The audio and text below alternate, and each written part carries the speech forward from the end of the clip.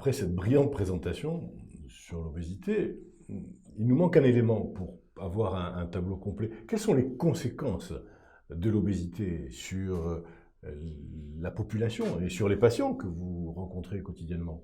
Alors, les conséquences sont en général de deux ordres. Il y a ce qu'on appelle les conséquences métaboliques, c'est-à-dire qu'on peut avoir un diabète, une hypertension, on peut avoir des lipides ou des matières grasses qui sont élevées dans notre sang, disons. Et les autres conséquences sont des conséquences qui sont musculo-squelettales, c'est-à-dire qu'on peut avoir des problèmes dans nos articulations, on peut avoir des douleurs. Il y a aussi des conséquences qui sont comme des nuisances du sommeil. Il y a des gens qui, dû à leur obésité, n'arrivent pas à dormir ou à arriver à un sommeil qui est profond.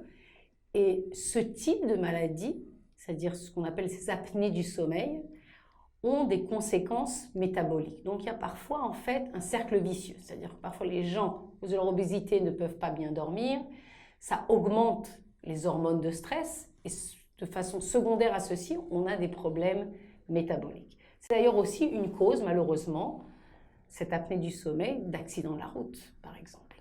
Donc l'apnée du sommeil, ce n'est pas toujours quelque chose qu'on associe à l'obésité, mais malheureusement, c'est assez fréquent et c'est quelque chose qui devrait être traité pour essayer d'éviter ces conséquences qui sont parfois graves.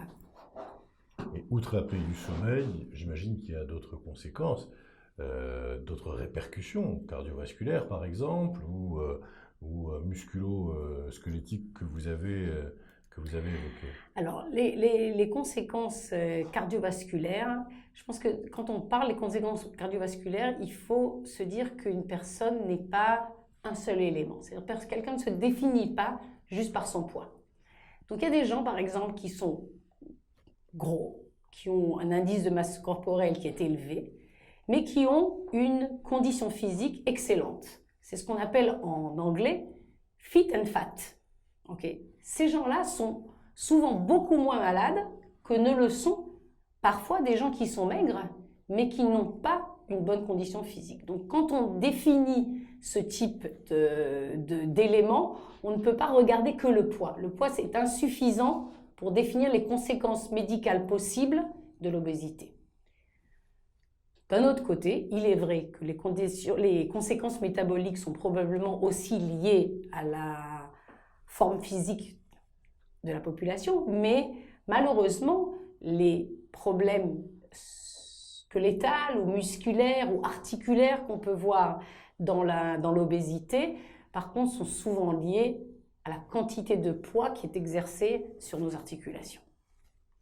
Par exemple, la gonarthrose, l'arthrose du genou, qui va être plus douloureuse chez une personne qui a un surpoids élevé qu'une personne qui a un poids normal.